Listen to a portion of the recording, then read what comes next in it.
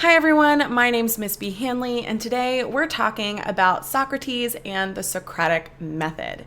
We talked about Socrates and the Socratic method in another video, but today I want to go into a little bit more depth about this instructional method as it is used back then, as well as in modern classrooms. So let's take a look. First of all, we know that the Socratic method was created by Socrates in the Golden Age, or known as the Age of Pericles. The Socratic method is a form of cooperative yet argumentative dialogue between individuals, usually Socrates and his students. It's usually based on asking questions to stimulate critical thinking skills and draw out underlying pre-assumptions about certain ideas. It is employed to bring out definitions that the interlocutor, which we're going to talk about in a second, has about their own beliefs and to help them further their understanding about a certain subject.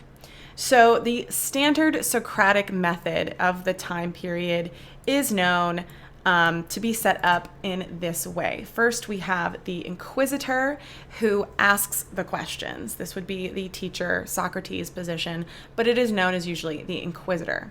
And the other person in this discussion would be the interlocutor, who answers the questions and revises their hypothesis. So a very simple example of this kind of discussion would be with the Inquisitor asking a question like, "What is a square?" The interlocutor would respond with a shape with four sides.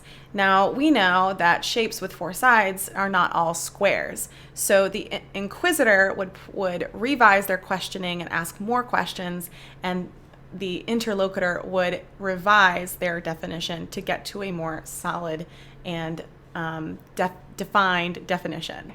So the modern Socratic method works a little bit differently.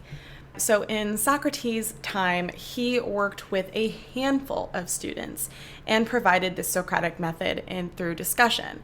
Most of the time, there were no restrictions on education during that time period, so Socrates had whatever he felt like talking about, and at any length of time, he wanted to talk about it with his students.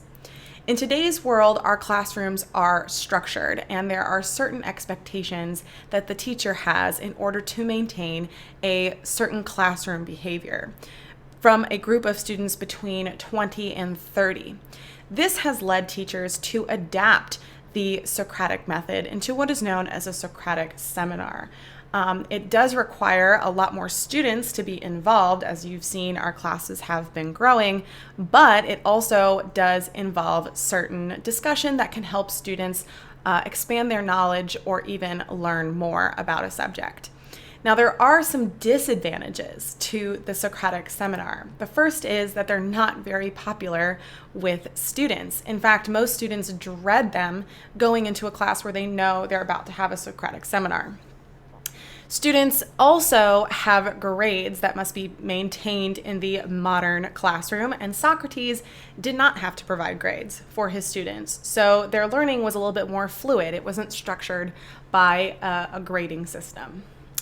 Conversations can be hard to get started in a modern Socratic seminar, and they can sometimes seem a little bit jumbled because it's not really a discussion. It's kind of in this structured format that's not very authentic. The other issue is that most groups are too big to have a true discussion, which has led some modifications to the Socratic Seminar that include smaller groups.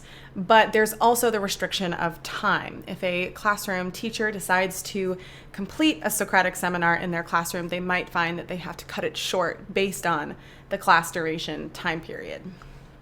So what are some lessons that you've seen use the Socratic Seminar? What was the lesson like? Did you like the lesson? Did other students do well in the discussion? And what do you think are some of the advantages and disadvantages of learning through a Socratic discussion? Leave your answers down in the comments or submit them to our discussion in Schoology for a grade. And that's all I have for you today. I hope you liked this video, and if you did, consider subscribing. It took me a long time to put this stuff together, and your support really helps. I hope you have a great day, and I'll see you in class. Bye!